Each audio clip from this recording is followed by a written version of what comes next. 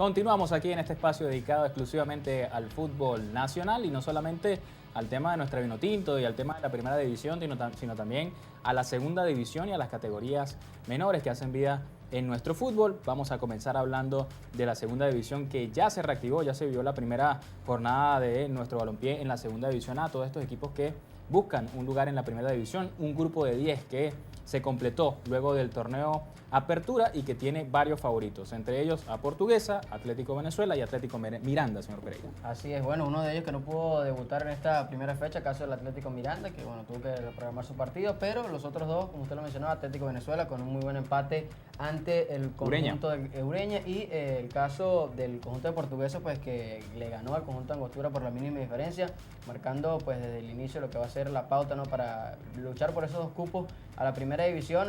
Creo que esta segunda división, este torneo de ascenso, como así se ha denominado, pues va a estar bastante peleado.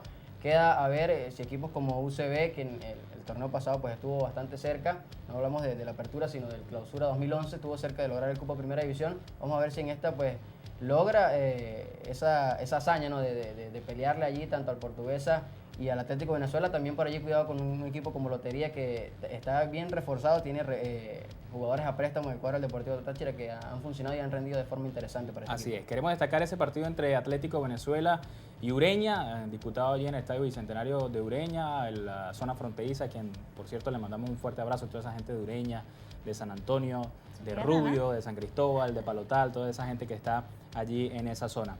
El Atlético Venezuela se ha reforzado muy bien, se lo está tomando muy en serio. Esta directiva encabezada por Rubén Villavicencio ha comenzado por el tema por el que se tiene que comenzar, a ordenar la casa, a saldar las deudas, a limpiar la imagen. Esa ha sido la consigna de este conjunto tricolor, que también ha tenido refuerzos muy importantes, entre ellos, bueno, el mexicano Peter Telemaque, a quien también le enviamos un saludo, que ya había hecho su pasantía por el Caroní Fútbol Club, pero también un jugador como Irwin Antón, de mucha experiencia, y también Guillermo Octavio, proveniente del Monagas Sport Club, quien, por cierto, anotó debutando con el conjunto tricolor.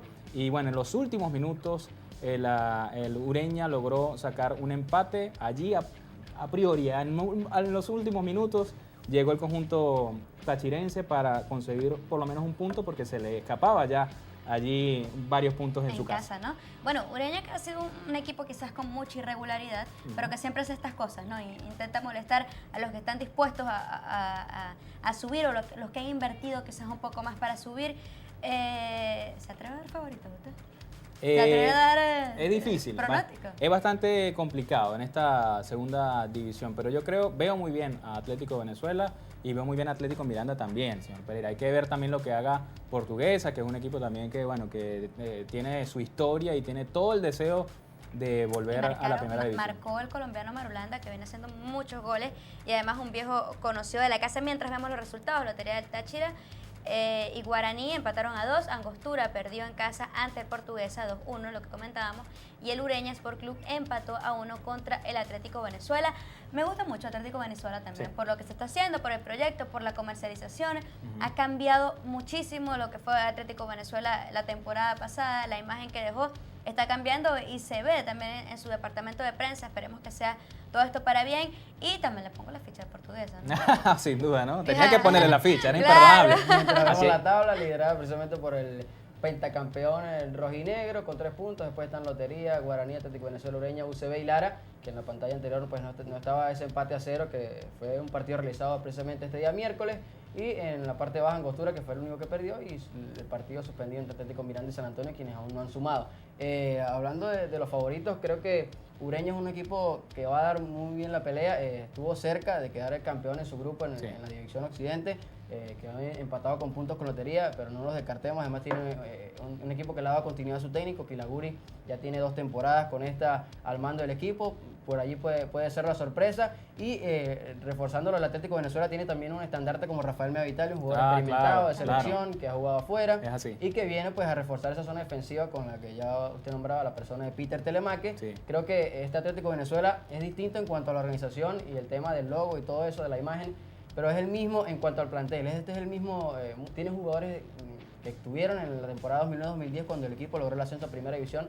Lástima que esa pasantía por Primera División pues, fue tan nefasta y con aquellos temas, ¿no? Mención especial para ese técnico del Atlético de Venezuela, José Hernández, y también los numeritos que ha conseguido Atlético de Venezuela en el torneo de apertura. No perdió de visitante y eso es un récord bastante importante para este equipo. Con Atlético Miranda y Lotería, lo que decía Ángel también. Sí, señor. Bueno, pasamos entonces ahora, como les mencionábamos, también a darle espacio a las categorías menores. Recuerden que siempre estamos muy pendientes de ese torneo nacional de la Federación Venezolana de Fútbol en las categorías 14 y 16. Vamos a ver este micro que preparamos con la visita del Atlético Turén a las canchas de Humanidades de la Universidad del Zulia.